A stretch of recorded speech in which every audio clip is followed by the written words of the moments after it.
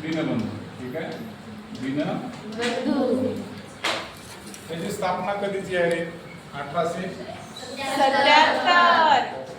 दीनबंधूची स्थापना 1877 आहे. याचे संस्थापक जर बघसाल तुम्ही, तर संस्थापक कृष्णाजी पांडुरंग भालेकर. पांडुरंग भालेकर. ठीक आहे, भालेकर. त्याच्यानंतर आपण दुसरे म्हणजे त्याला संपादक म्हणूया. संपादक जे आहे नारायण मेघाजी लोखंडे. मेघाजी लोखंडे. ठीक आहे. त्यानंतर आपण जे अजून एक नाही का संपादक म्हणजे 1903 कोण आहे? वासुदेव बिरजे. वासुदेव बिरजे. बिरजे. आणि एक 1908 ला आहे बिरजेच आहे. कोणते? बिरजे. या संपादकीय बिरजे. पण यांच्या बाबतीत सांगायला गेलं तर या महिला संपादक आहेत. भारतातील पहिल्या महिला संपादक कोणाचं नाव घ्यायचं तर तानुबाई बिरजे यांचं नाव घ्यायचं. ठीक आहे. त्यानंतर आपल्याला जर लक्षात घ्यायचं असेल तर यांचा संबंध कुठं आला असेल तर या लागला त्याच्या अगोदर 24 सप्टेंबरला स्थापन झालेली कोणती? 1873 सत्यशोधक समाज स्थापन झाला. सत्यशोधक समाज हा कोणाचा आहे रे बाळांनो? महात्मा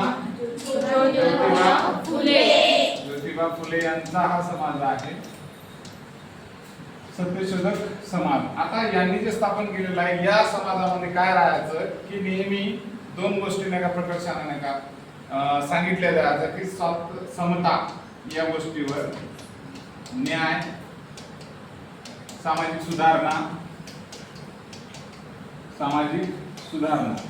ह्या सगळ्या गोष्टीवर प्रकरण त्यातल्या त्यात आपल्याला या दीनबंधू वृत्तपत्राच्या माध्यमातून काय लक्षात आलं की दीनबंधू कोणत्या गोष्टी नाही का श्रमजीवी जे लोक होते त्यांच्याबद्दल जास्त लिखाण केलं जायचं. श्रमजीवी किंवा गिरणी कामगार ज्याला म्हणतो आपण, गिरणी कामगार.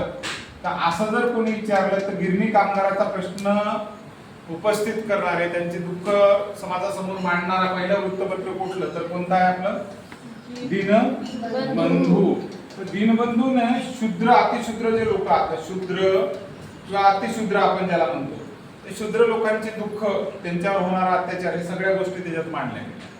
त्यानंतर कर जे आहे, टॅक्स ज्याला म्हणतो आपण, त्याच्या बाबतीत मांडल्या गेलं. बरोबर आहे. जे कामगार वर्ग आहे त्या कामगारावर काही पगाराच्या बाबतीत किंवा कुठला अन्याय जर होत असेल तर कामगारांच्या समस्या त्याच्यात मांडल्या गेल्या. आणि जे अतिशूद्र समाजातला सगळ्यात खालचा तळागाळातला दलित घटक किंवा सगळ्यात अतिशूद्र घटक होता, त्या लोकांच्या समस्या समाजासमोर मांडण्यासाठी हा म्हणजे या पेपरनं दीनबंधूनं नाही का दीनबंधू या पेपरनं पुढाकार घेतला. लक्षात येतंय? तर पक्क लक्षात ठेवायचं याचा संबंध ज्योतिबा फुले यांच्याशी आहे. सत्यशोधक समाजाची जी विचारधारा आहे ती पुढे नेण्याचं काम दीनबंधूने केलं. ते अगोदर स्थापना झालेली आहे सत्यशोधक समाज, त्याच्यानंतर 1877 मध्ये दीनबंधूची आहे. पण जी विचारधारा सत्यशोधक सत्य गोष्ट पुढे आणणे हे महात्मा फुलेचं काम होतं.